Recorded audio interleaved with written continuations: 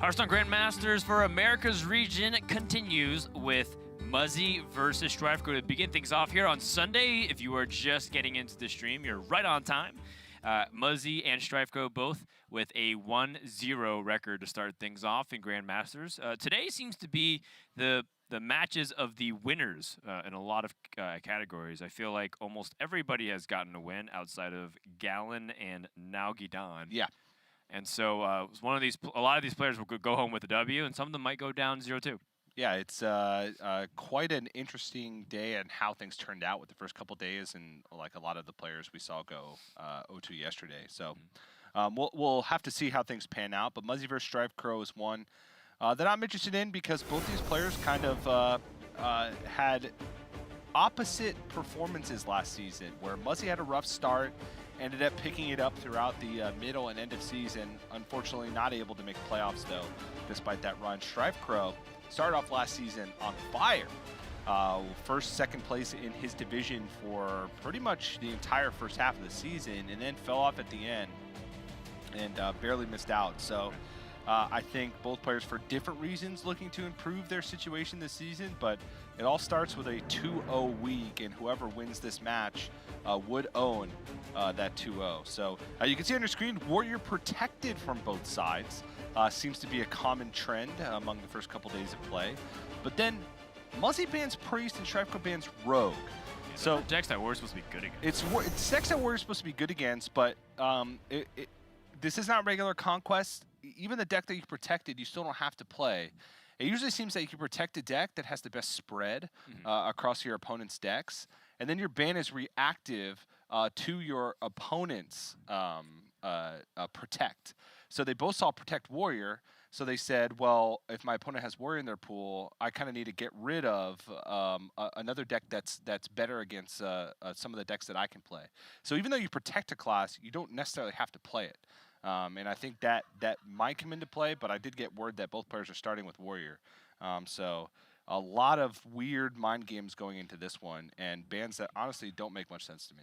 Yeah, it's going to be our first match. It's going to be our featured match between Muzzy and StrifeCro. So let's go ahead and check in on what they had to say prior to this Grandmaster season starting. Hello, my name is Kong Shu. My handle is StrifeCro. The thing I'm most looking forward to in Grandmasters is kind of the dynamic. You have 2 matchups a week, and you can kind of like target them. You know, you can start making spreadsheets, see what they play, see what decks are good against the decks that they play. You can even kind of play some mind games like that. Mazahidul Islam. I go by Muzzy in-game. The thing that I most look forward to about competing in Grandmasters is the thrill of the competition. I took a look at the list of players. I've participated at the highest levels of competition that they might not have appeared in, so I think I have the advantage there in terms of experience. I'm the player to beat in my group, for sure. I think my play is unique in the sense that I'm very technical. I really like to have my thoughts and game plans planned out and go from there. I think a lot of players are kind of the opposite, where they are very intuition focused. But I don't think I'll ever be playing the same decks over and over again. I think a key part of the league is that you want some unpredictability. I think my X factor is definitely my ability in game to adapt to different situations, and I think Hearthstone Instinct is definitely my greatest skill set. I think that if I took a break for a while and came back to new cards, I think I could pilot a new deck fairly well, fairly quickly. My personal goals this year is kind of to get back into Hearthstone. Because I took such a long break, I feel like I'm finally refreshed and ready to go, so it's one thing I'm just looking forward to get that motivation back. I think respect only goes so far. At the end of the day, it's usually about the title. People don't, remember the names of, oh, he was a good player, they respected him. Oh, how did he finish? He didn't make it out of groups and worlds? What? I definitely want to have more titles and put my name in Hearthstone history.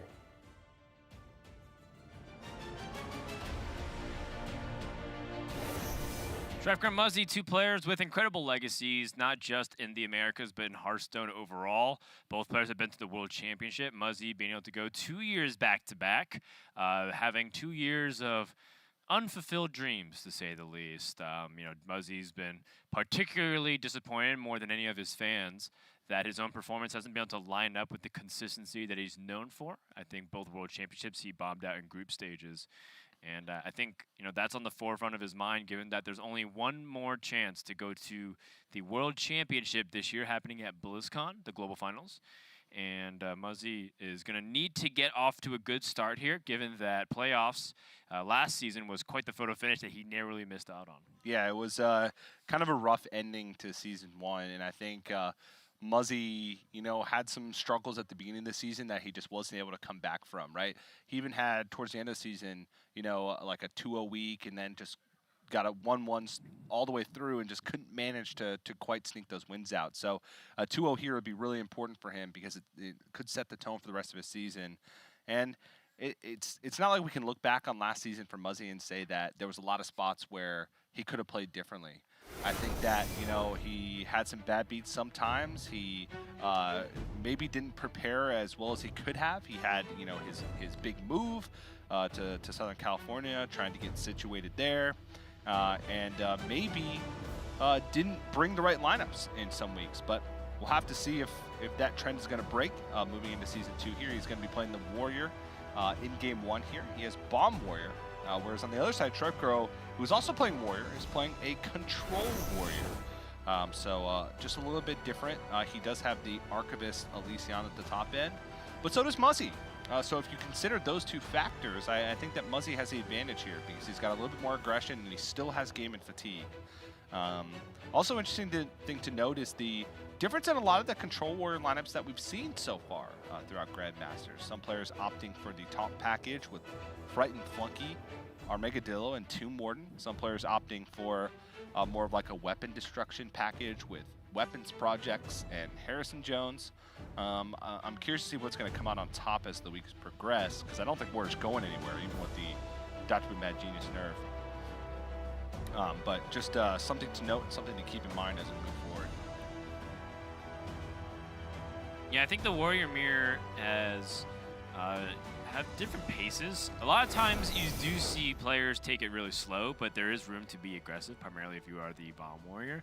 But we could be in for a long one. Yesterday's matchup was a Bomb Warrior versus a non-Bomb Warrior, and both players having late game options is going to make it fairly interesting back and forth. I do wonder, how does Azalina really factor into the matchup, but I mean, maybe it wasn't really come into play specifically in this one because the Archivist Elysiana is probably the more dominant card. I always feel like Bomb Warrior is at its best when it plays aggressive. I think that when it plays slow, it's leaving it up to it's leaving up to chance a little bit too much, right? You're like hoping that they draw the bombs, which can or can't happen. Yeah. And then if it doesn't happen, which a lot of times it doesn't, by the way, it's more likely to not happen unless you shuffle it like a big burst at the very end. Then your opponent gets to play the Elysiana and like capitalize onto it. So I've always been a big fan of like being able to push the issue. I'm not sure if it's statistically the correct play if you look at the overall averages, but it's always felt better to do it. And I saw it last season reflected as players were like starting to play it more aggressively. They were starting to play like Omega Assembly on like 1 or 2. Yeah. To try and get like early game like Clockwork Goblin or Sniff Snap or Ziliax. Yeah, it's I think that's the strategy that I think was most successful at the end of the season last It season. felt like it. I mean, obviously, again, we don't know if that's like the actual best line. Yeah. Just whenever I saw it and I paid attention to it, it ended up doing well. Yeah, and I think that there's more tools for both players to get on the board early with Frightened Flunky. That can, kind of change the way you play the early game. You have another body to drop on turn 2. You can pick something that fits your curve to drop later on in the game. Tomb Warden delays games significantly, unless they're massively buffed by Armageddillo, and then they speed things up considerably. But it feels like in the current form of Bomb Warrior versus Bomb Warrior, Bomb Warrior versus Control Warrior, things just naturally slow down because of that. So unfortunate for us because we tend to go off the rails when Warrior Mirrors go longer than 30, 40 minutes. We'll but see. Maybe fortunate for you because it leads to some fun moments like we had yesterday. Like the one I recorded on my phone, just because Yeah. a pretty silly moment. HS Replay did respond to you. Yes, they did. said They they were looking into thanked me. It was a very professional response by them. Obviously, it could have just been like, stop making us look bad. but which I think I did a little bit. It wasn't my intention. The idea was that was a really funny moment where the game broke because our brains were breaking and the game was like being pushed to its absolute limit. Everything was breaking. Mofato's webcam included. That's right. Maybe more of that later on, but our first game is about to get underway. We did have a momentary hiccup, but it looks like everything is good to go as it is with technology. Muzzy is going to start off with the Blastmaster Boom in hand. That could lead to a more aggressive game plan. StrifeCro does play the Control Warrior. StrifeCro gave us some of his thoughts yesterday where he felt like Control Warrior does have the inevitability over Bomb Warrior, so by playing it slow and defensive, maybe it does end up being to his benefit. However, one of the best control tools in Dynomatic isn't very good in this matchup, generally speaking, because a lot of the mechs can't be touched by Dynomatic, and when Warrior curves out with things like Clockwork Goblin and Ziliax and Snip Snap, it's hard to stop it. So Muzzy with the Town Car in 1, a good draw, but it looks like his follow-up is very weak. And consequently, will have his aggression stopped. He's got nothing, and StrifeCro's got the better curve now. Oh yeah, I mean, that's one of the best like aggressive curves, surprisingly enough. Just having Fright Flunky with our Megadillo and 2 Warden in hand. Oh, the perfect curve. Silverback Patriarch. So sad. Why? Look at him.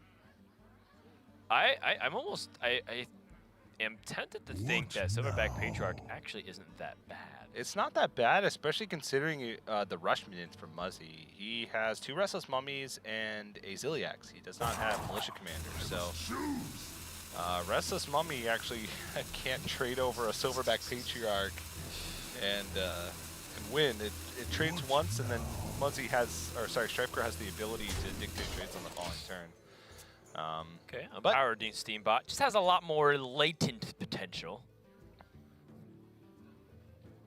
Well, Clockwork Goblin helps Muzzy's curve a little bit. He also has Blastmaster Boom in hand, so maybe a little bit more incentive to use that. But on the flip side, he doesn't have any bomb cards to float between here and then. So it gives StrifeCro like a few turns to draw the bomb, which would shut off Blastmaster Boom, but I don't think that's really on Muzzy's mind right now. He's got plenty of opportunities to play that throughout the game, and right now he just needs to make sure that he doesn't fall too far behind on board. So do agree with that play.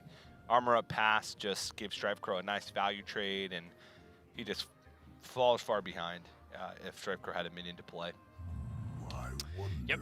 Not to mention that he should be the one putting on pressure and playing his bombs so that Blastmaster Boom gets better. If he waits too long, he might run into an issue where he might need to play the bombs and then skip the turn 7 Blastmaster Boom because his hand got a little bit awkward.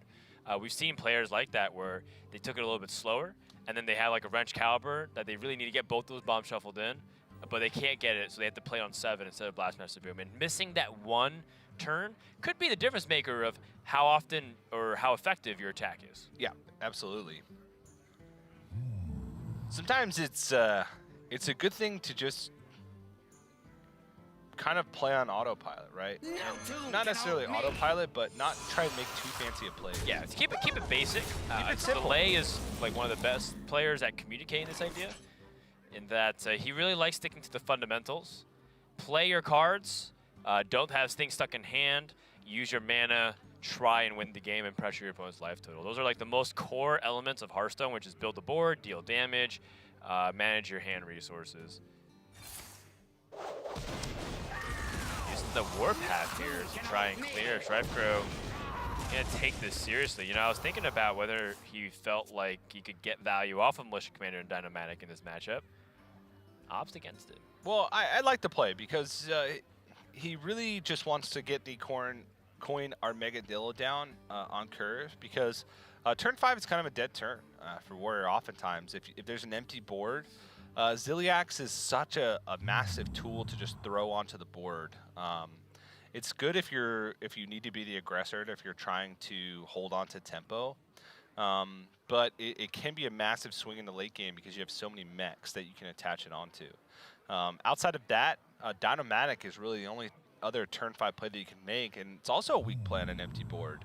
So I think StrifeCro saying, Warpath's the hard cards to use in this matchup. I'm going to get it out of my hand, clear the board, and hopefully coin Armageddillo puts me in a fantastic spot rolling into my following turn. Yeah. Coin Armageddillo buffs 2 cards. Could have been 3, but Omega Devastator does not have taunt. Buffing the Unpower Steambot to a 2/11 is already very problematic, given that it's out of range of Omega Devastator by itself. It's just a large amount of stats, and then Tombborn getting double buffed.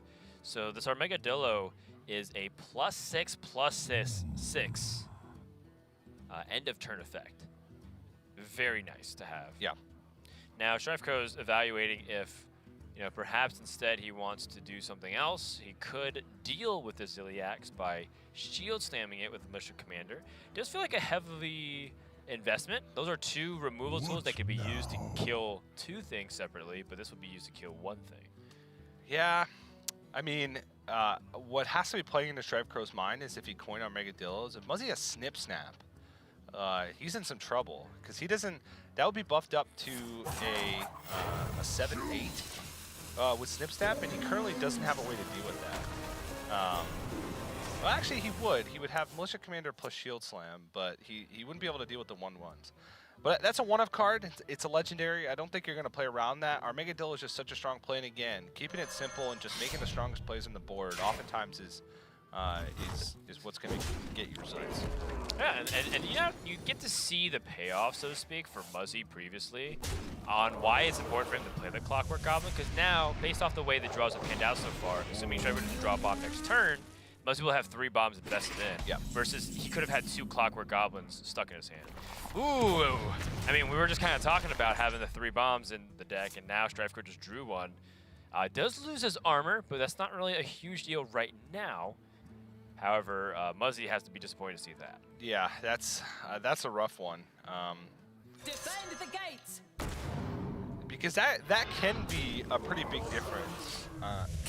If not for the fact that Muzzy's kind of already running low on resources, StrifeCro definitely has the resource advantage. He saw that Armageddillo activated. It was guaranteed because he did pick up a Fright and Flunky minion, but I think he needs to know that he needs to press the issue. And Blastmaster Boom, after this, he really doesn't have much follow-up. So there's a lot riding on these Boombots dealing a lot of damage, and this Blastmaster Boom sticking. And just 2 less Boombots is completely detrimental to that game plan. Yep. StrifeCro does have removal of this Blastmaster Boom with Dynamatic and Shield Slam. It's the first thing that sticks out to me. I don't think Omega Assembly is worth using as well. Things are looking pretty good for StrifeCro so far. Muzzy needs Dr. Boom Mad Genius or needs these Boombots to do massive damage. He picks up the the Dr. Boom Mad Genius. And the second component of this is definitely going to be how much damage are these Boombots going to be able to do at the end of the day. Yeah, that was a big saving grace for Muzzy there, because like I said in the previous turn, he did not have much going for him. Like a Super Cloud and a Clockwork Goblin are not going to help with aggressive game plan. Bombs are being drawn. Now is a good time for bombs to be drawn. Yeah, now is a fantastic time. Although, StrifeCro does have these Ziliax as well, so he has ways to bounce back. He can play 2 more in this turn. You can play other cards, play Ziliax to regain the life, so as he desires. Rest of your Cycler, also another form of life gain. Amani Warbear, great for tempo. Fen Creeper is cheap for an extra attack, though. I think I'd rather get the extra lifesteal and the mech tag than the taunt and +1 attack. Yeah, I would as well. And I honestly do like this Fright and Flunky play from StrifeCro. I think if you just play 2 Morden, you leave yourself really vulnerable to a brawl. And that's kind of what Muzzy wants. He wants to get value out of his brawl and let these bombs go face. Yeah. So it's also super cool. Yeah. So taking it a little bit slower from StrifeCro, I think is wise. It's just a matter of how far does he want to go on this board to deal with these bombs. He knows that the value lead that he had will dwindle the longer he doesn't pick up his own Dr. Boom Bad Genius.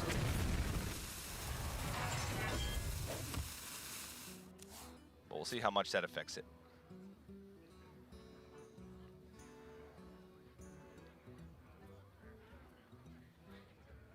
But it seems like Muzzy's going to have a nice hold of the board for some time, if only for the fact that his mechs have rush and he has access to a much more powerful hero power.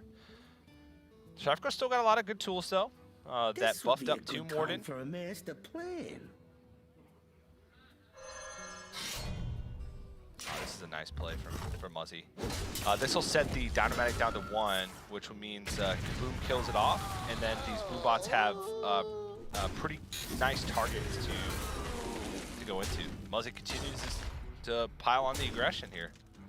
As aggressive as Warrior can be, 2 Boom Bots in a 1-3, traditionally not very aggressive. Not very aggressive, but you know, he can make it up with the difference of his hero power. That 3 damage offsets the 2 armor. He can put on a little aggression. That Zilliax, the precise timing of it will be paramount. Omega Devastator and Zilliax is usually a desperation play, although it is still very good in this position. You could also just use Restless Mummy and Rusty Recycler. Those are just nice utility tools. Pick off the 1-3, set up the lifesteal minion ahead of time, have big payoff by forcing the Boombots to trade into it. Super Collider doesn't exactly clear the board. It also double dips on Rusty Recycler's lifesteal. If you tack into Rusty Recycler with Super Collider, you get the lifesteal from the Super Collider hit, and then the lifesteal from it attacking into its neighbor. That's right.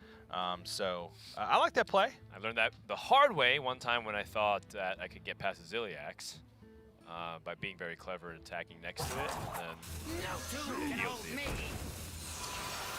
We've all been there, Dan. No shame. No shame in that. It was a lot of shame. Person emoted me and added me afterwards. Recent opponent would like to be your friend. Noob. Oh, that's a good pickup. The Omega Devastator. So Muzzy can start things off with a shield block if he so desires, but instead he could also maximize tempo. I don't mind maximum tempo this turn. So you Omega Devastator, you can Clockwork Goblin and Hero Power. I would assume that Muzzy would also want to eliminate the Restless Mummy to avoid any kind of a situation where StrifeCro can truly punish him for allowing that to live. Thing to note is Muzzy only has 1 natural Mega Devastator in the deck, so if he uses this, he no longer has that removal for, you know, big stuff that's going to happen later on in the game. But I think Muzzy's plan with the way this game has panned out kind of has to be, I don't want there to be a super late game where I need an Omega Devastator. I want to end this game as quick as I possibly can and push home the advantage that I have by playing Bomb Warrior or Control Warrior. He actually second guesses it.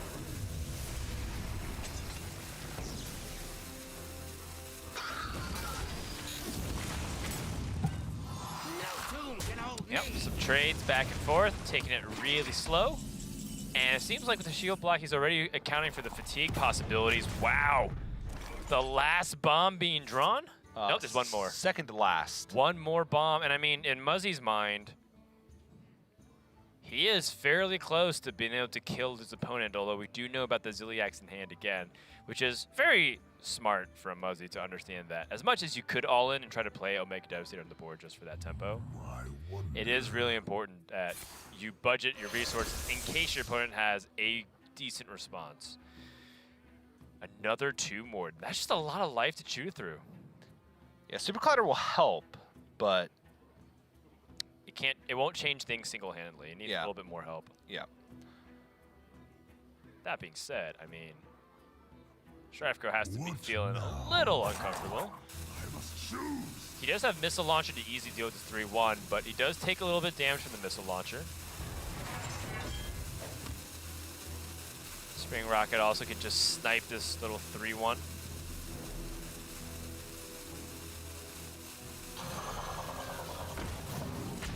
Wow, playing it very slowly. Yeah, I think this is him playing similar to what we saw yesterday, which is he feels like he has the inevitability if he can survive it. Ooh, Mashog Enforcer. Abomination is also face damage. Yeah. But it has an anti-synergy with the current hero power that he has. I believe he has microbots, so... The Mashog Enforcer feels like it's just so hard to chew through, and you get 2 damage per turn. it almost in a way like invalidates the opponent's hero power. Muzzy still refusing to draw last bomb. So before StrifeCro began drawing the second half of his deck, he drew 4 bombs. Yeah. Oh my gosh. And that's honestly, after playing Blastmaster Boom, that's how Muzzy wants it. Because it gets rid of the possibility for StrifeCro to try and make a cute Archivist Elysiana play that gets rid of bombs later on. It also means that StrifeCro's game plan kind of has to change. He has to take a way more defensive game plan for fear of dying or getting too low to the fact where he has to play for tempo literally every turn. So this is honestly a good thing for Muzzy, at least since he's played Blastmaster Boom already. And StrifeCro playing the weaker 2 Morden. With Super Collider equipped, this is like guaranteed damage here. Muzzy also has Plague of Wrath. StrifeCro playing exceptionally greedy here. Regardless of whether you play the small 2 Morden or the big 2 Morden, Super Collider still leaves the 2 Mordens at the same amount of health. It's classic Hearthstone. Just trying to maximize your greed, play around the brawls, and I mean, this is what the old school Control Warrior philosophy was, which was squeeze your opponent out of the value and then be able to get those incremental advantages. It's what made players like Kit Kats and Show back in the day so good at those warrior mirrors and they were called like the warrior gods. They were so well versed in being able to handle that, and then players like Fibonacci also started rising up around them. Yeah. Yeah, because if Super Collider hit into the big ones, it would still leave them at 2 health remaining. Yeah, you just deal a little more damage to Muzzy. Smosh Enforcer, though, has to be feeling really annoying because now the Ziliax Divine Shield interaction doesn't really get to work the way that we want to. Ziliax only gains as much lifesteal as the damage it deals, and Divine Shield nullifies all damage to 0.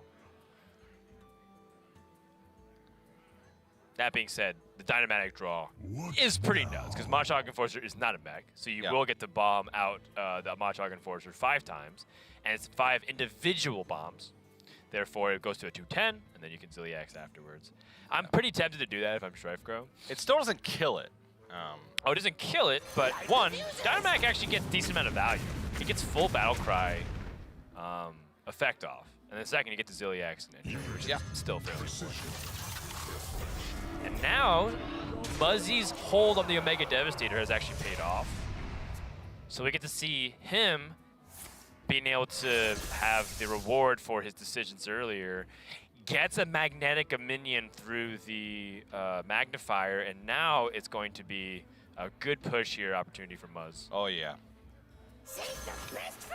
And pretty much negates the healing of Ziliax in its entirety because he gets to push the 6 damage anyway. Did I call this the Magnifier? I meant the Replicating. That wasn't even close. You get what I was saying, though.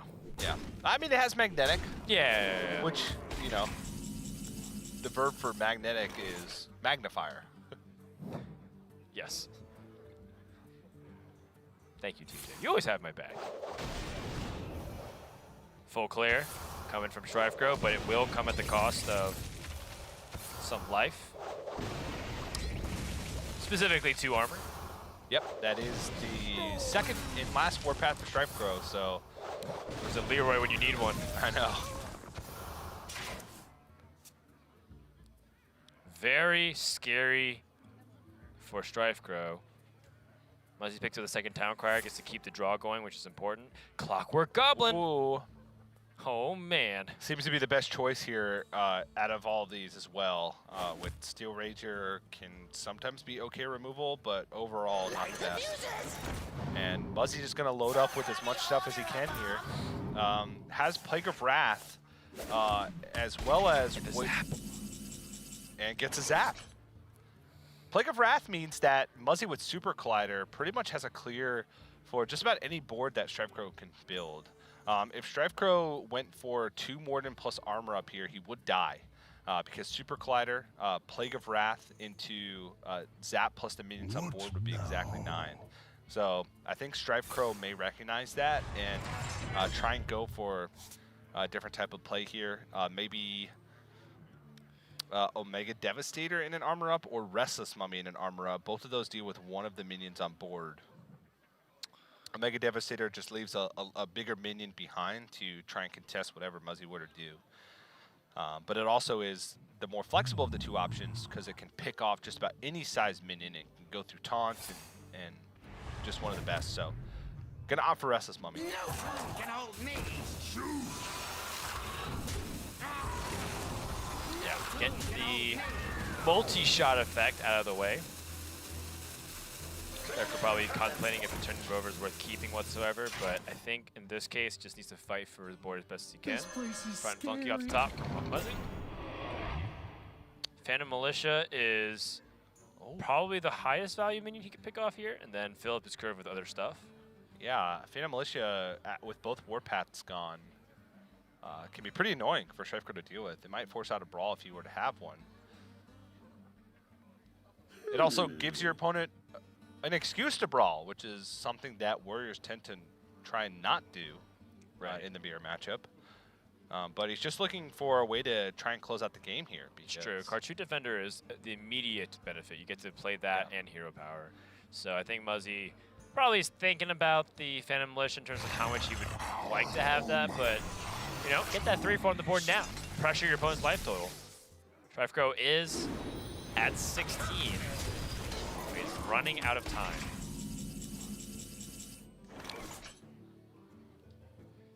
So an Omega Devastator Missile Launcher does end up clearing a pretty big portion of the board. There's only the 2-1 left afterwards.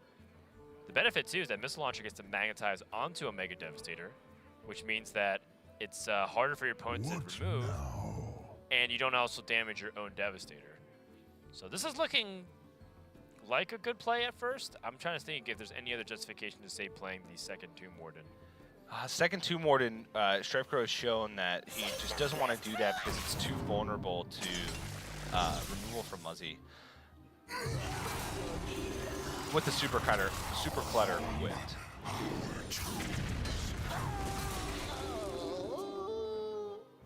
Archivist Elysiana picked up. Yeah, you know, there's also a case for Muzzy to try and just use Elysiana to pick up damage. He's used his Wrench Caliber, so he still has one more in the deck, but he's also drawn both Clockwork Goblins and an Omega Assembly. So, you know, there's not much left in the deck of value. He does have that one Omega Assembly, does have that one Wrench Caliber. I think that's pretty much the only two cards I'd really want from his deck. Yeah, but I think Muzzy also has the long game advantage. It's even in fatigue right now. Muzzy has a significant health lead and has been able to get much more value from Dr. Boom than StrifeCro's been able to generate. You can tell StrifeCro has 4 cards left in hand, no Dr. Boom Mad Genius available. It's true. So I think Muzzy can just, you know, keep this tempo, keep swinging the board. He's going to pull Restless Mummy with this Town Crier, which allows him to clear. No tomb can hold me. And then just look to try and win in the Elysiana battle with his life lead.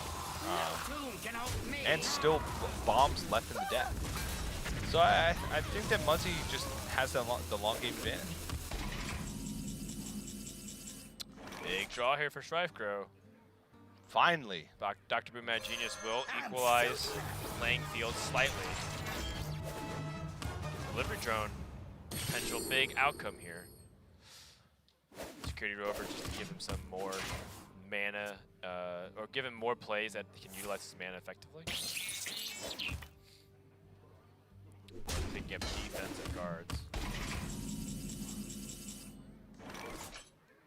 Security Rover is the juice here. It's very, very good. That's why StrifeCro also was willing to pick it up. He saw the Microbots on the other side. Yep, probably going to take out all the mechs here. Smart plays his delivery drone, which has the potential to get something that he can magnetize onto these 1/1 Microbots and potentially punish him. Snip snaps. Rewarded. They do have Rush, but Rush is different than Charge. God Snip Snap is a very good card also in the deck that he doesn't want to replace. I mean, the Elysiana immediately right there and then, I think is never the right play. It's just always something you want to think about immediately because Oh, absolutely. I've seen it in a situation where it's like your last cards are like Shield Block, Acolyte of Pain, and Brawl. It's like those are like the This would useless be a cards. good time Yeah, you have for to a analyze the master situation plan. and say, do I win in fatigue? If I wait to play my Elysiana, do I win in fatigue? Right, it's a 7/7 too. It is a 7/7, yeah. And I think the answer for Muzzy was probably. And when the answer is probably, Elysiana is a switch that you flip that you can't come back from. Agreed. Oh, I love that used thing.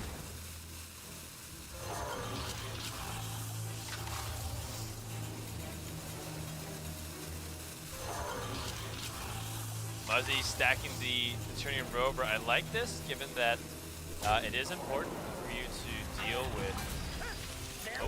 Muzzy does the damage here. Attacking after he's Shield Slam. We'll see if one damage makes the difference here. Yeah, uncharacteristic technical mistake. Happens though. No Security Rover. A Boom Reaver. What is left in StrifeCro's deck?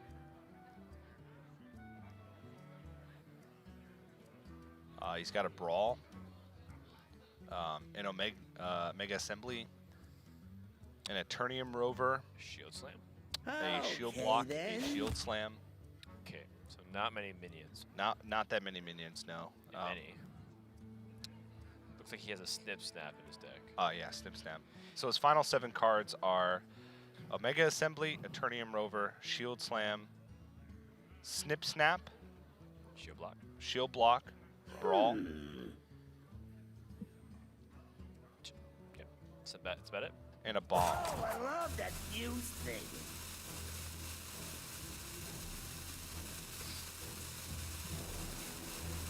Trevor does not want to play this 2 morning because he doesn't want to give value to the Brawl. The Security Rover is, again, a pretty big source of nuisance for Muzzy. Good position for StrifeCro to play around the Super Glider.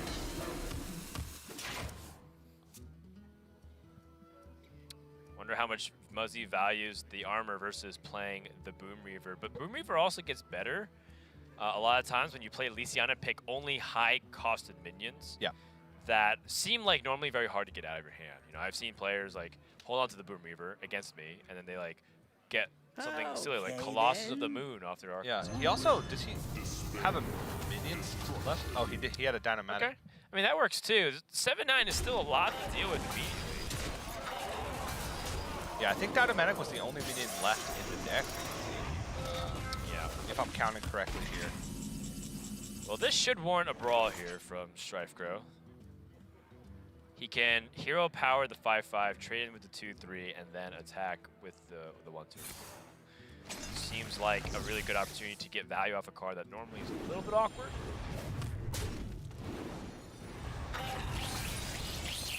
He's gonna get a little bit further behind in the life total though.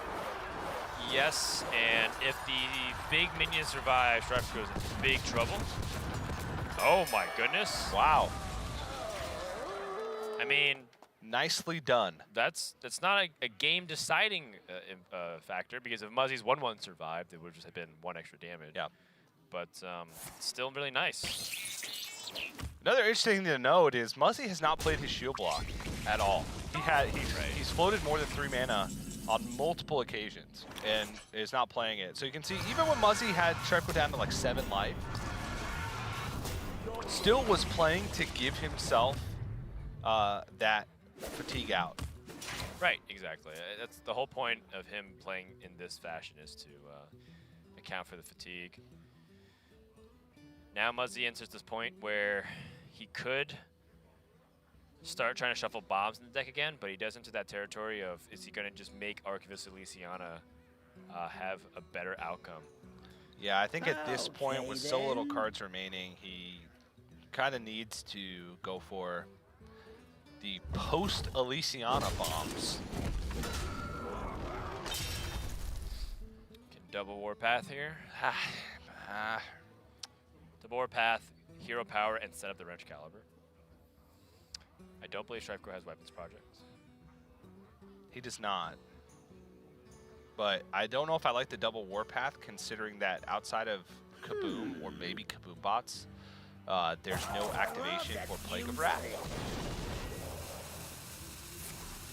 And StrifeCro is greed with that buffed Tomb Warden is going to pay off. He was waiting for Super Collider to be gone from Muzzy in order to play this Tomb Warden. So I imagine like Omega Assembly and then the buff Tomb Warden here is on StrifeCro's mind. He doesn't want to play Microbots because with these big Tomb Wardens, he doesn't want to leave himself vulnerable to a brawl. So I just like to see the Tomb Warden. I want to see the metallic squirrel. StrifeCro The imposter. always impresses me with his patience. I would have snapped Omega Assembly buff Tomb Warden there. He's seen Warpaths. He saw Super Collider go away. Plague of Wrath would be really the only thing that punished him in that situation because Brawl is kind of weak on a board with just two big things. I think he was playing Rogue a little too much, just jamming in there. Yeah, it just felt good.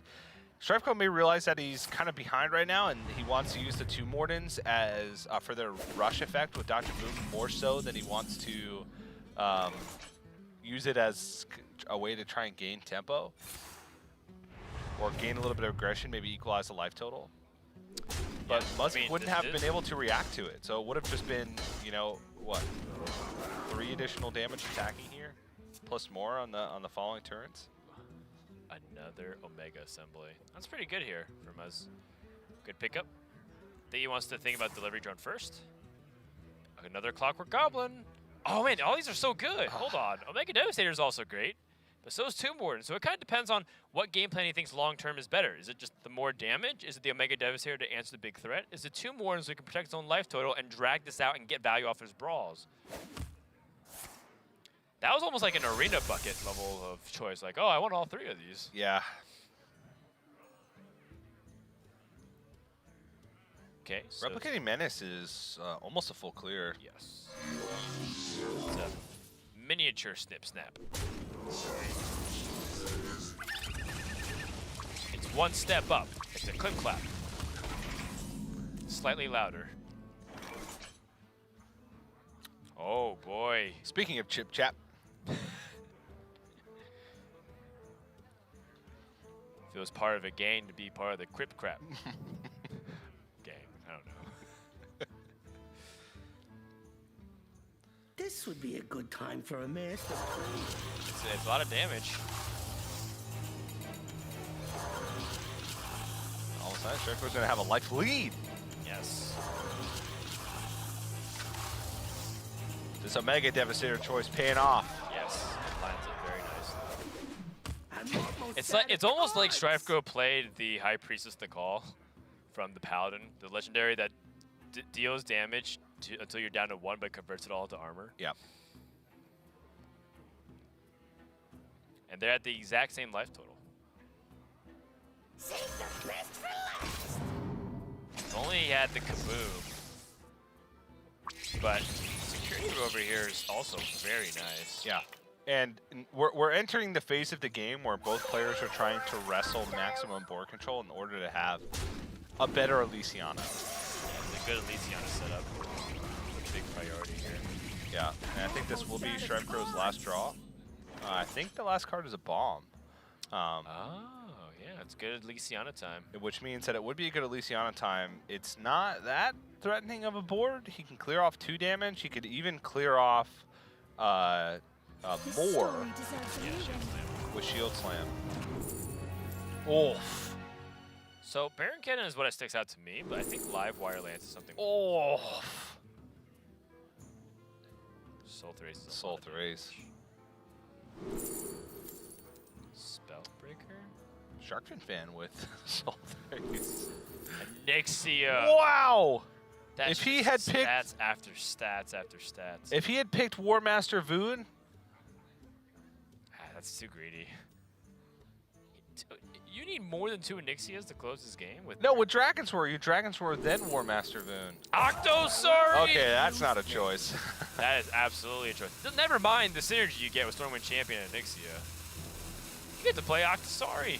Yeah, so the You get to slip slap everybody. I'm lip-lapping that up, Dan. So the I choices, bet you are. choices for StrifeCro, Baron Geddon, Soul Thrace, Spellbreaker, Dragon Roar, so not Onyxia, and Stormwind Champion. So Dragon Sword can give multiple Onyxias. That's the logic there, Dan. If you didn't know. Awkward for Muzzy because he has no armor, so he can't. Dynamatic. He can Dynamatic, but he's delaying his Elysiana. Yeah, but he's getting a lot. Yeah, I know you love the temps. I do. Oh, he can. You know what else I love? War gear and push damage. Post Elysiana bombs. I think I love that more than Tempo. I love both. I'd gladly date both of them. Keep it a very honest and open relationship. How progressive of you, Dan. Yes. I am very much polyamorous when it comes to my playstyle in Hearthstone. I'm not. Okay, then. Call me old-fashioned. I love that fuse thing. You and your archaic views on Hearthstone romance.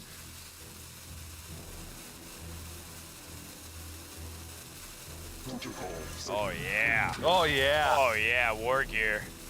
And the bomb. Shuffle it. That's a lot. You just did 14 damage, shuffling 5 more at the very least. Onyxia, Oh no, that damages himself. Onyxia would have made even more sense with Boom Reaver in hand, too. I guess Stormwind Champion is also good with Boom Reaver because you buff the Boom Reaver. True.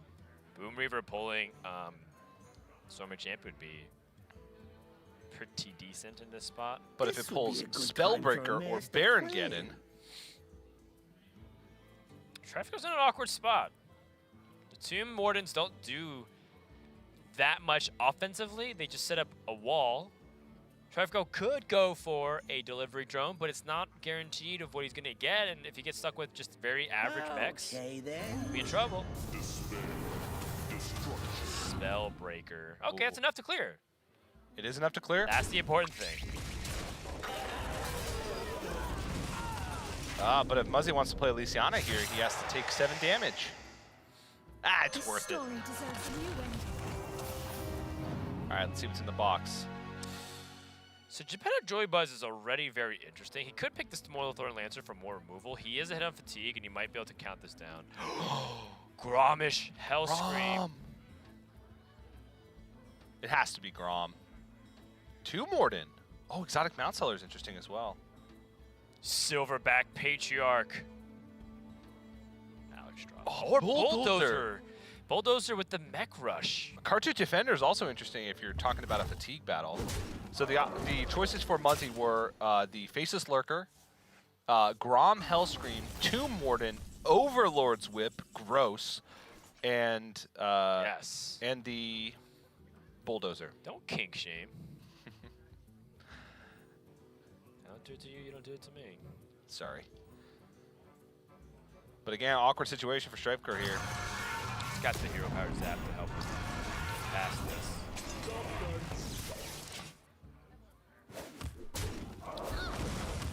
His hand is weird.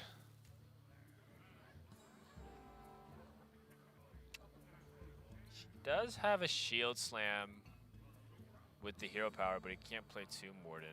It is a very unusual board. You could utilize Plague Wrath here, but it would be like double resources. Right. I Ye- think he might just Okay, opt for a then. Tomb Warden pass and then let StrifeCro develop more and maybe use Brawl to catch back up. Or pick up like Kaboom and for Plague of Wrath.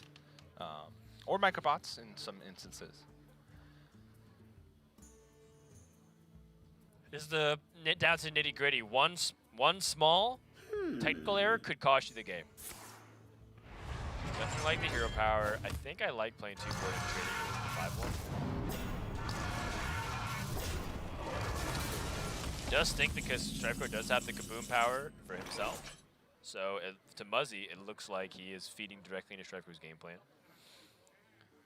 StrifeCro has 2 small minions and the Stormwind champion as well. Surprise damage. I'm actually wondering if StrifeCro even wants to dip a little bit to the armor. So like, say for example, he could play Eternium Rover, and they could also play Stormwind champion, trade into the 3-1 preemptively, or and then hero power and trade. I mean, that's just like an option for him to collect just a little bit extra value off of stuff. As it would leave a 2-1 Eternium Rover behind. Right. This would be a good time for a master plan. He could just play the Eternium Rover by itself, but that'd be vulnerable to Brawl without getting value from Eternium Rover. I mean, he could just Storm 1 champion, kaboom.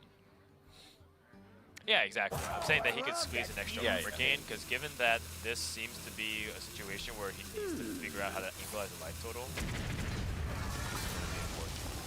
Defend the gates. This pushes damage, so I like that.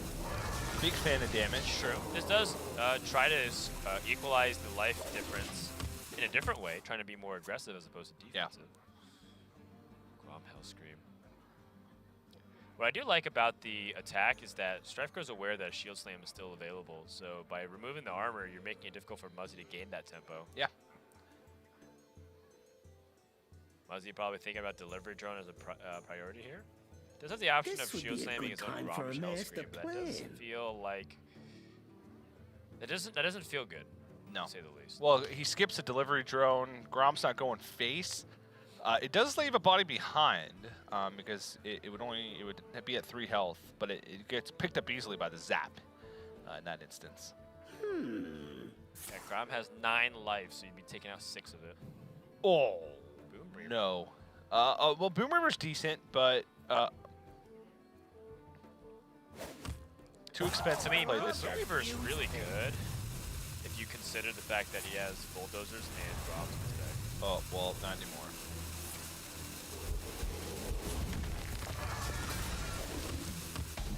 And this, these 2 shield blocks effectively equalize fatigue since StrifeCro has 2 bombs in his deck. Right, and that's why Muzzy's okay with utilizing the shield slam here. Yeah, and Muzzy can assume that he's got more straight up damage than StrifeCro because he has the Groms. But you never know. Maybe StrifeCro got Grom. Or maybe he got Okay, Soul then. Thraze, for instance, which is 32 damage over 8 turns. Yeah, that's the thing about StrifeCro's hand, which is, and one of my the biggest things about Soul Thraze is that it takes so much time to get the swings to phase. I think I just want maximum board presence here, so I'm looking for Stormwind Champion push damage. Plus, Shield Slam was used.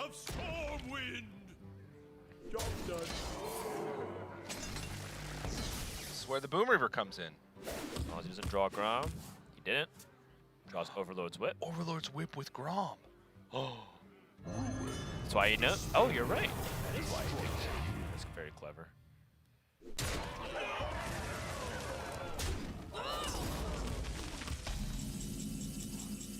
Bomb being drawn. Baron another card again. Baron's kind of a liability. Yeah, and StrifeCro needs to fit in Blast Shield here because Muzzy has Grom plus Zap ready to go.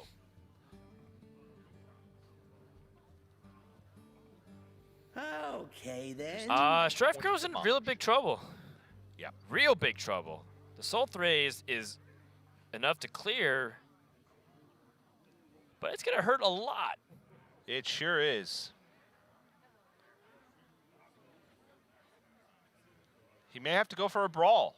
This would be a good time for a master plan. Yeah, but what if the 7-3 survives? Oh, I love that huge thing.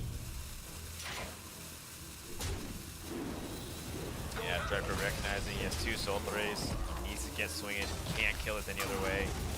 Going face, going to 11. It's fine though. Can zap and set up on the following turn. Overlord's Whip, zap, Faceless Rager, or whatever it's called. It's not a Rager.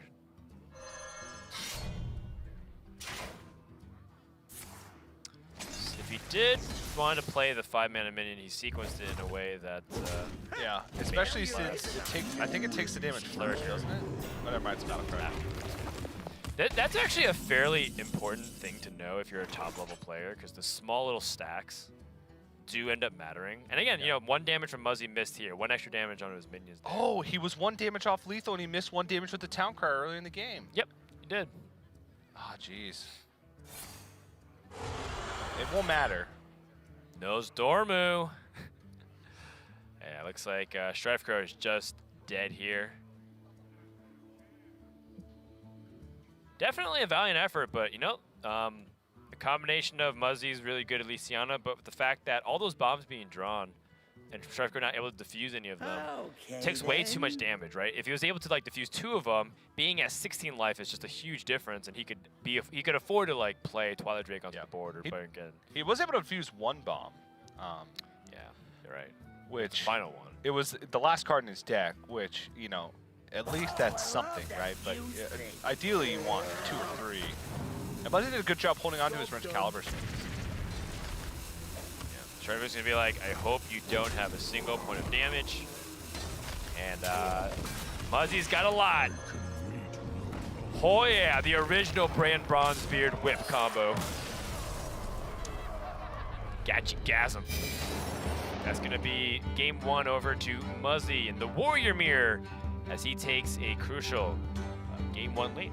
Yeah, and we said at the beginning of that match, Muzzy's favored because he just has additional damage. But, you know, him picking up Dr. Mad Genius first, getting a lot of value off that, pretty much keeping StrifeCro on the back foot the whole game. There was not like a single string of 2 or 3 turns where StrifeCro felt like he had a good hold on the game. And that allowed Muzzy to, you know, play a little bit more aggressively with his life total towards the end, and was able to play it patiently enough to close things out. All right, so that's our first game in this best of 3. When we come back, we're going to find out if StrifeCro can even things up or Muzzy close it out with a 2-0 record for the week.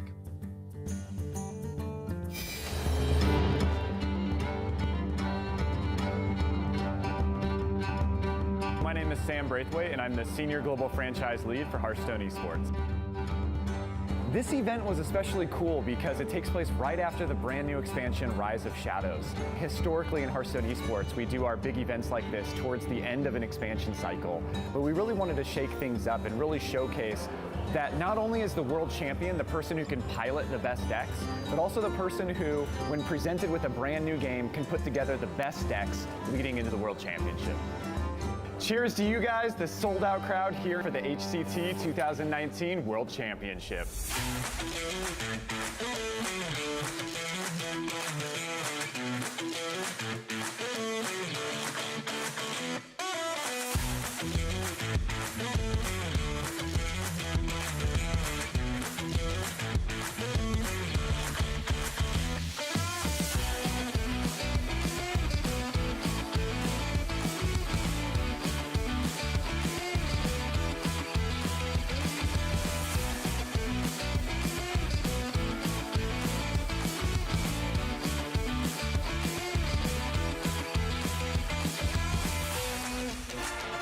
Welcome back to 2019 HCT World Championship. We've had a lot of fun games, and we're looking forward to the grand finals.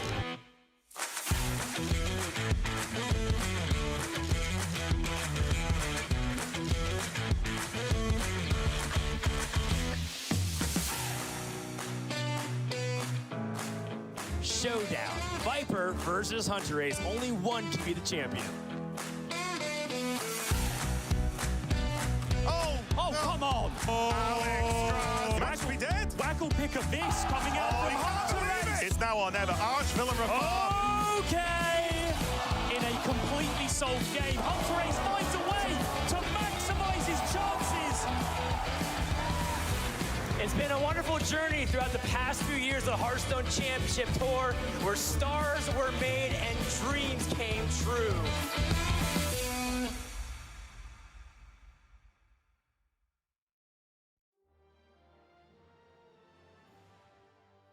My name is Eddie Liu, formerly Sehun628. Now it's just Eddie playing. My last year I had a pretty successful year, especially since I only played this game for 2 years. I won DreamHack Atlanta. It's only a tour stall, but it meant a lot to me, especially since I was grinding really, really hard for a win. When I first knew that, like I received the email that I got into Grandmaster, I was really excited. I checked my email at like 10:30, and I was like hyped. I was like, oh my god, is this actually real? I think I'm a very consistent player. I think the X factor for myself is that I hate playing aggro decks, I would say. I'm a very control/anti-control player. I rather outgrind my opponent in resources. I constantly judge myself, oh, is this right? Is what I'm doing correct? And it means a lot. It means a lot to me that if other people are agreeing what I do and what I think. At this point, I just want to make Worlds. I had a pretty good record in Tour Stop. I think I was at least top 10, if not top 5. I think I was lucky. I think this group is the easier group, and I think I have a good chance getting out of groups.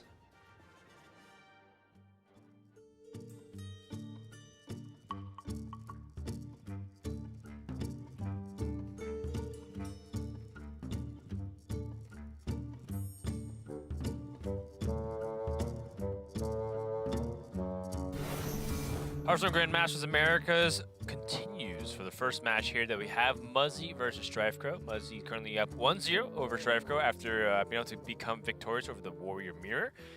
Going to game number 2, find out if their bans will come into play here, because the Warriors were the protected deck. Yep. But now that the Warrior Mirror has gone Muzzy's way, how will things shake up here, TJ? Well, he's got Mage and Priest left as his 2 playable decks. So he's got to take a win with one of those decks in order to win the series. Mage is a traditional Cyclone Mage, with the only new card in the deck being Tiamat. We've seen it a couple times throughout the weekend, but I don't think it's been successful thus far. It seems like it's falling behind on board more so than maybe it used to. I don't know if that's just a small sample size, but Amnesiac got crushed with it yesterday. All I'm saying. But we'll see if Muzzy has a little bit more success with the deck, and it looks like he's going to be playing it. Luna's Pocket Galaxy is still strong, but not necessarily as strong as it is in Reno Mage. And in the Europe Grandmasters, we heard Boston in his post-match interview. Of course, the casters like to give him crap for saying that he didn't think that even a 5-mana Luna's Pocket Galaxy was playable before the expansion hit. You know, a lot of players said, you're crazy. All the casters said, you're crazy. But I do think it had some truth to it when you factor in that he was speaking about it for the Cyclone Mage as opposed to Reno Mage. But nonetheless, still a very powerful tool. And StrifeCro's going to be playing his Reno Hunter in this matchup. So see how things fare for him. Looks like a 4-key from StrifeCro, and I'm hard-pressed to disagree. I think that Zephyrus on 2 is really underrated as a play, and I think that you even have ways to pay off for the secrets, so you can even hold on to Zephyrus for a more opportune moment. Zephyrus is also specifically really good at answering threats when your opponent's playing Mountain Giant on 5 and you're trying to like answer it, or Mountain Giant on 4 even. So what you end up doing is curving out. StrifeCro coins up the Rat Trap, Zephyrus, Wild Growth, Hyena, or Zephyrus, Animal Companion, Hyena, like all these other opportunities. Or you can even get the backstab to answer Source Apprentice on 2. Someday I'll be just like you. Yeah, StrifeCro, he was playing exactly for backstab. It felt like there. He already had the curve that he wanted. Exactly. He already had absolutely the curve that he wanted. And in this matchup, the Source's Apprentice is so key, specifically when you're not on coin, because now Muzzy really has just no generation for the Mana Cyclone, and that's a huge thing that makes this deck work. It's a huge thing that allows you to get the hand size necessary to play early Mountain Giants. And you don't have things to fall back on with Cyclone Mage like Reno to be able to clear board states on 6. So Muzzy's got to fight, honestly, in order to make this happen, and it's already looking tough. Yep, can drop the Mana Cyclone here with 2 Ray of Frost. But then he plays into Rat Trap if he does that. Exactly. And since the Ray of Frost come first, then he no longer has the option to be able to Ray of Frost the 6/6. And I think if he takes 6 damage from Rat Trap this early on in the game, he's dead.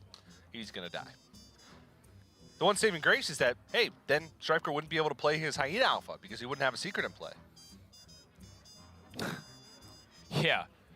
You want to face a 6/6 now or 7/7 later? Neither. I don't want to do either of those things. I think the conclusion to all this analysis that Dan and I are giving is that Muzzy's dead. He's very dead. I mean, he's not dead, but it looks like he's going to need a lot of help on top of his deck. I'm thinking like a Stargaze Luna play here. He knows it's not Snipe. And that's about it. Yeah, that's it. He plays around Pressure Plate, which is fairly important. So now StrifeCro has to evaluate if he wants to kill off this Luna or he wants to just play the curve and go for a Hyena Alpha. I think you're just going for a Hyena Alpha here. I don't know if you want to get too fancy. Stargaze Luna's threatening, but its real threat comes from like after you played Luna's Pocket Galaxy or when you have Sorcerer's Apprentice available. He's dealt with Sorcerer's Apprentice, step 1. Luna's Pocket Galaxy would be the only card played next turn, step 2. So I think you just kind of got to go after him and kill him in this instance. And if you sink 6 damage into a Stargaze Luna, that's all you do. That would be playing Eaglehorn Bow and trading in the Zephyrus. That feels like you're giving Muzzy more time than he deserves with his start to this game. I like it. Sea Giant costs 4. Another Conjurer's Calling. Muzzy does have the opportunity to play that right now. He may look... Conjurer's Calling on his own Luna. I guess this draws a card. It does. Ooh, generous Mummy. Oh, boy. So generous. Oh, boy, and he didn't draw a card, by the way. Woo! Well, if Muzzy wasn't dead before... Oh, yeah, he does draw a card because he the Conjurer's Calling effect takes place before the Stargaze Luna. Oh my gosh, that's a 0-mana Secret Keeper. 4, 7, 10, 12, 14, 16, 18 with the Unleash the Hounds, 21 with the Eaglehorn Bow. Yeah! I think you want to get this Eaglehorn Bow in line. Is Eaglehorn Bow hero power? Yeah, I want to push the damage. I want to thank the generous Mummy. I mean, it is an extra stat on the board. You know, one thing to consider is that there is this Sea Giant opportunity for Muzzy, so StrifeCro can't get too complacent. Free Giant would be disastrous here if it came down and then Living Monuments popped up on the other end. Yeah.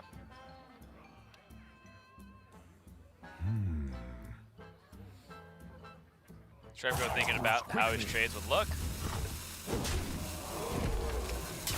Yes, counting the minions. That goes face, that goes face, that goes face. So that basically the trade into the 2/2 is all he has to think about. There's currently 8 minions on the board, so Sea Giant costs 2. And this is a player on Sea Giant Conjurer's Calling. Well done by StrifeCro. Yeah, very, very heads-up play. Yeah, and Muzzy is free-falling right now.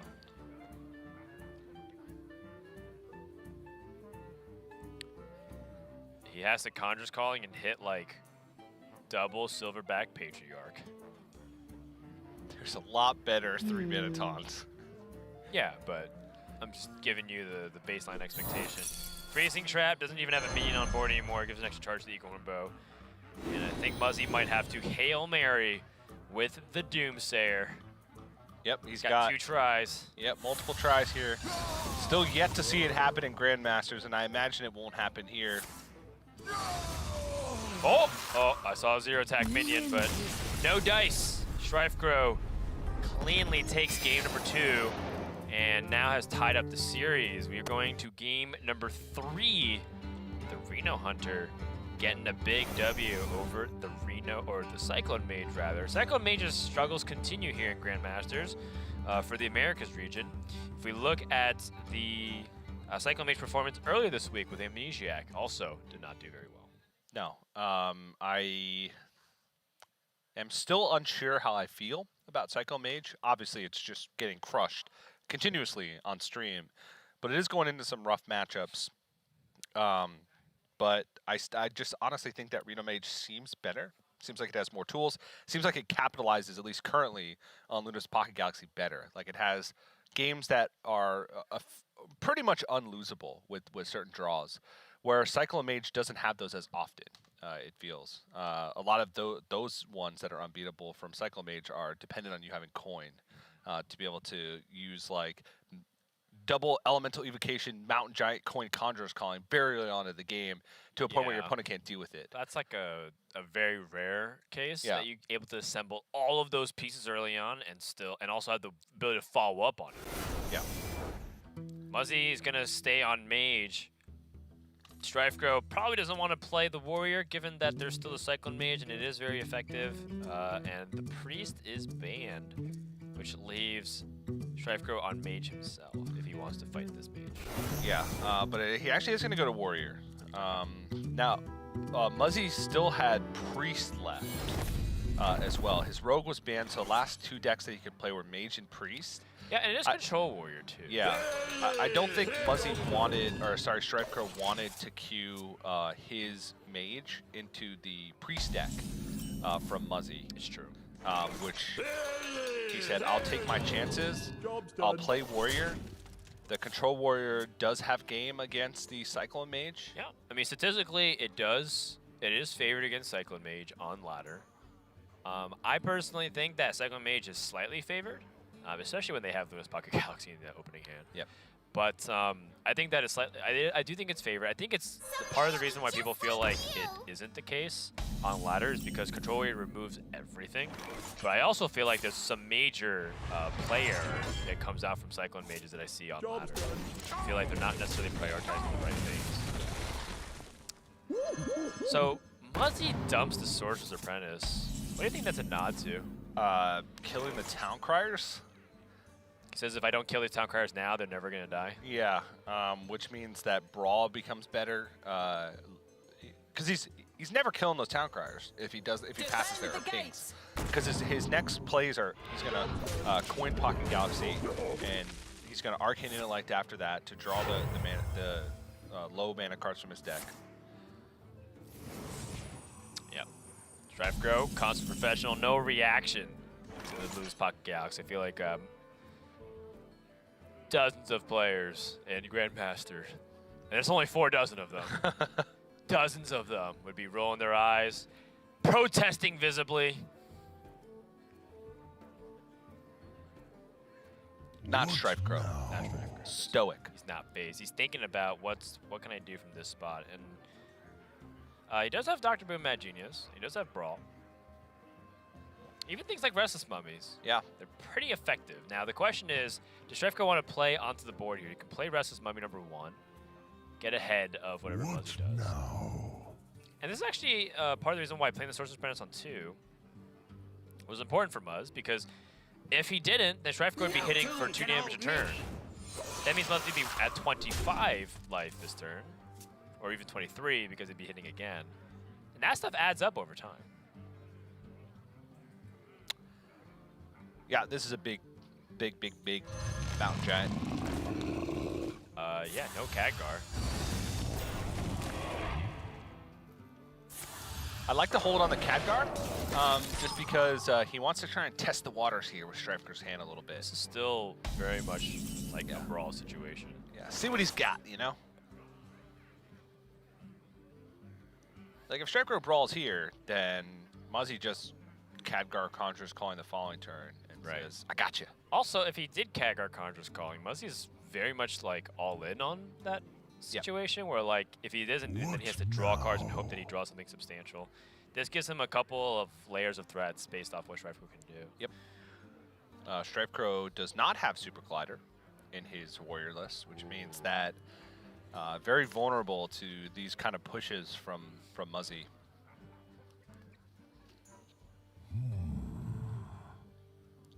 StrifeCro can go for a Restless Mummy and just trade it to the 7-8, willing to take 8. He takes 8, and he knows that a second half of Conjurer's Calling, though, is in the hand, which is the frightening part. Right. It is frightening, but then he doesn't have to like use a Brawl, and then Muzzy's the second copy of Conjurer's Calling, then he can Brawl, you know? These are options that are at his disposal. I still think he can't wait too much longer. He pulls the trigger on it. He does have the ability to Shield Slam after now. He can trade the 3-1.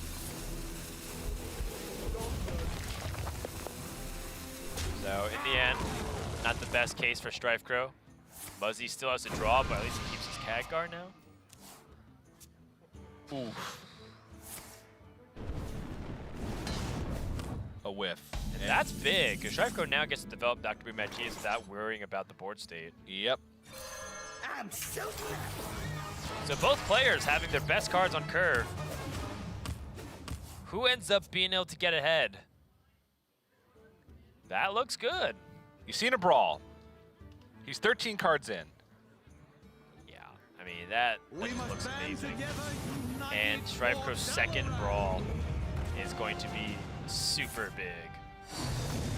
Hakar! Oh! 2 of them!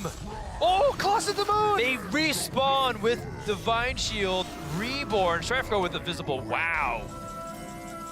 He's 1 mana off from like the perfect clear nearly, because he can't double Warpath because they come back with Divine Shield and 1 health, so it'd be effectively 2 health. And that's given that one of them doesn't just survive the whole thing with 10 health. The Hakars also do make it very scary for Muzzy if he draws deeper in the deck. Control Warrior doesn't draw a lot.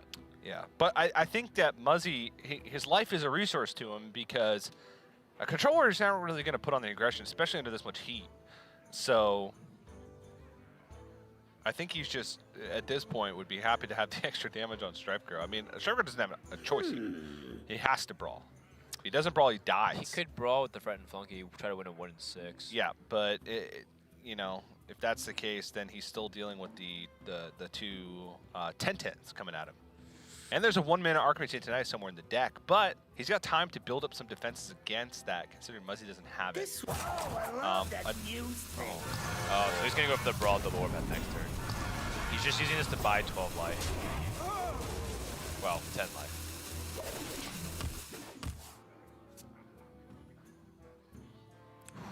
Man. That magic trick, if it picks up Conjurer's Calling again, or if it picks up an Arcane Intellect, those are 2 massive things. Or Counterspell. Wait, Frostbolt, is that? So there's Wait, no, 20, that's 38. It's lethal. Yeah, that's lethal. 38, 40 damage with the bananas. Yeah, and then the Frost, the Rays of Frost can be able to finish it off. Yeah. Whew. That should be lethal damage because he gets all these Rays of Frost to push through. Actually, no, yeah, with the bananas, the Ray of Frost also gives him the extra damage that he needs to because he pushes through the last minion. So nicely spotted. Yeah. By Muzz. Good push here. Muzzy's going to close it out 2-1. And StrifeCro went for a greedy play. He would have survived had he brawled. But would he have won the game? Probably not. Hard to say. And the Lewis Pocket Galaxy coming down and being able to discount once again, showing to the entire world why that thing is getting nerfed. Oh, man. Muzzy improves to a 2-0 record for the week. Great start. He shuts down StrifeCro and now is one of the division leaders after the first week. And finally, we see some life from the Cyclone Mage. Yeah, it was losing a lot on stream. It was, and even after playing Lucas Pocket Galaxy. It did get a little bit more power, even with no new cards. Seamont's a new card. I don't know if that like put the power level so high that it's now like a much better deck. It helped a little bit, but better 10 drops in the pool with Colossus of the Moon and Living Monument. Living Monument now gives you a taunt out from Sea Giant as a 10/10 taunt, and then Colossus of the Moon is very, very difficult to remove at 10 mana. So a little bit of help from that, and other than that, it's the same deck, and Muzzy showing a little bit of flair with the Lunar Pocket Galaxy. Let's go ahead and check in with Muzzy, who's on the line for a quick call. Muzzy, you there? Yeah, I'm here. What's up?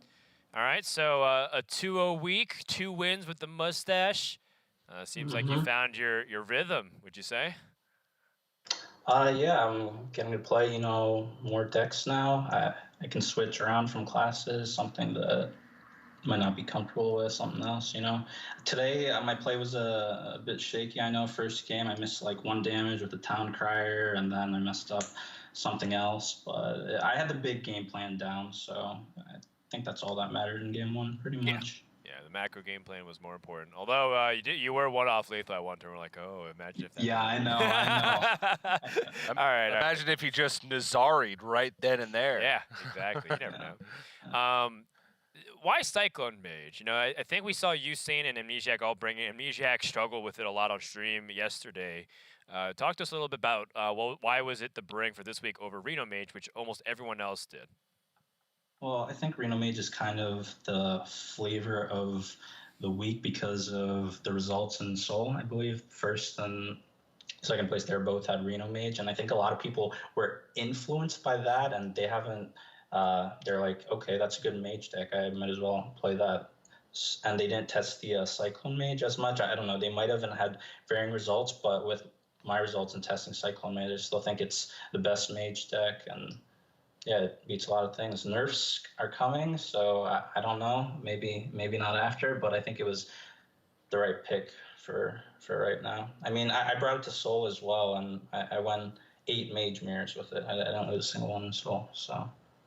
Gotcha. Wow. I think it's a good mage deck. Yeah, it also feels like a matchup that people aren't really super well prepared for right now because everyone's expecting Reno Mage and they're almost like trying to target it. So Cyclone Mage actually has a nice little boost there for being an unexpected pick, which I think is Yeah, it caught StrifeCro a bit off guard, I would say. He ended up favoring militia commanders in his warrior list and sort of took out the Plague Rats, took out the Super Collider because he didn't expect this deck as much. You know, the rushers should help against more, I would say, more in meta decks like Reno Hunter and other things people are playing, Priest.